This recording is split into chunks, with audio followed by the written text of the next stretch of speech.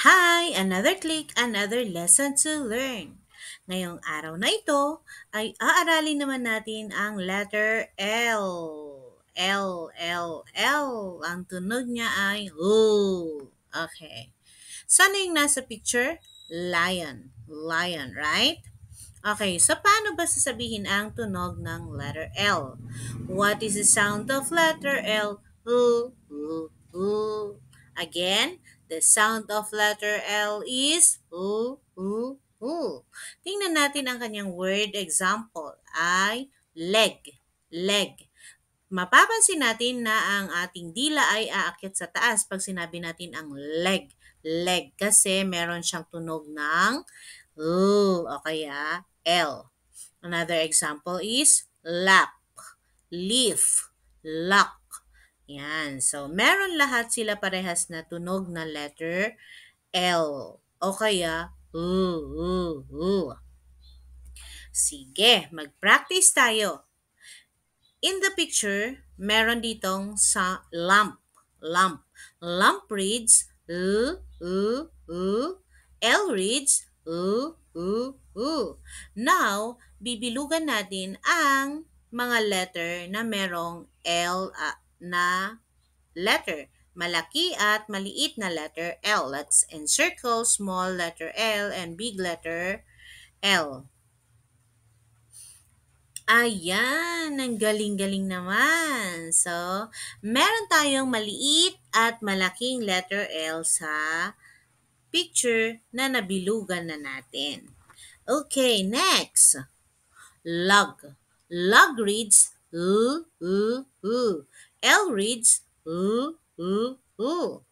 Okay, so sabi dito, isulat daw natin ang beginning letter ng nasa picture.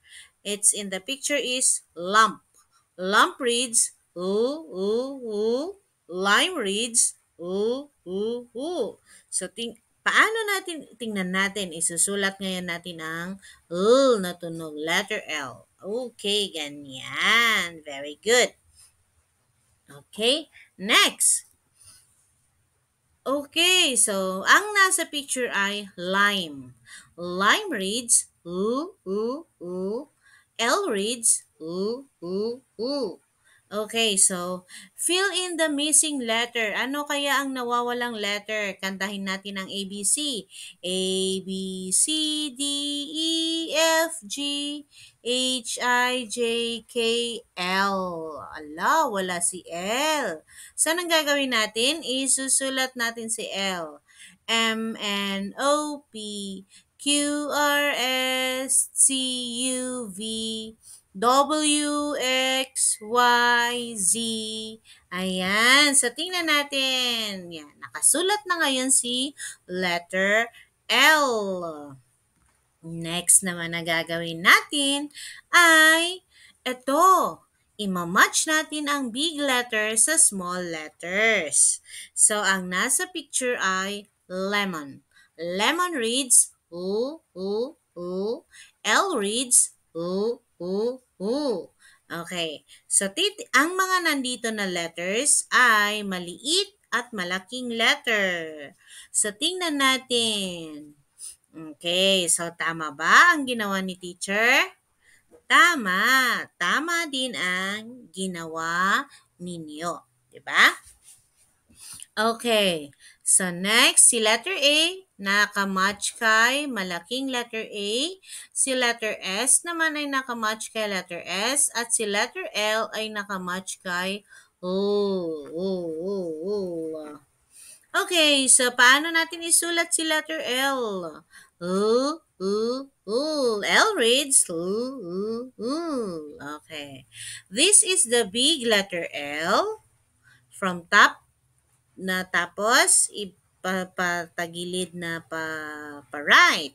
Next, isusulat ngayon natin yan. Susundan natin siya. Okay. Ganyan. Very good. Okay, big letter L yan. Ngayon naman, isusulat natin siya sa papel. Ganyan. So, practicein yan mga bata sa bahay ha. Isulat ang letter L. Not may tunog na Paano naman ngayon natin isusulat ang maliit na letter L? Ayan, sa ganyan siya. Pababa lang, di ba? Madali lang. Sabi nga ninyo, basic. Okay, so yan. Ganyan ang pagsulat kay letter L. So ngayon, isusulat natin siya sa ating papel. Okay, so inaasahan ko na naisulat na ninyo yan sa inyong mga papel. Okay? So ngayon, titingnan natin ang mga larawan na nandito kung meron ba silang L na tunog. Okay, lemon. Meron ba yan? Orange. Meron ba yan? Lump. Meron ba yan? Vase. Meron ba yan? Okay, so lalagyan lang ninyo ng check, di ba? So tingnan nga natin kung tama ang sagot nyo. Tama! Very good. Si lemon, meron siyang L na tunog. Si orange, wala. Si lump, meron. Si vase, wala. Sunod naman. Okay, si leaf, lion, nest, lump. Okay, so ayan. Lagyan lang ng check ang may tunog na L, L, L. Okay, so ayan, si leaf meron, si lion meron, si nest wala, si lump meron. Okay, dahil dyan, sunod na activity naman tayo. Okay, so i-drag and spell down natin ang mga nandito. Yan si lion. Ano kaya spelling ni lion? Si lemon at saka si lamp. Siyempre, tutulungan kayo ni teacher niyan. So, let's do it. Ayun. Nauna ang L. Ang tunog ng na L kay lion ay nasa umpisa. Si melon naman ay nasa gitna at si lamp ay nasa umpisa. Okay? Next. Yan, so bibilangin natin ngayon ang mga malalaking titik at maliliit na titik dito. Okay, so bilangin ninyo ha.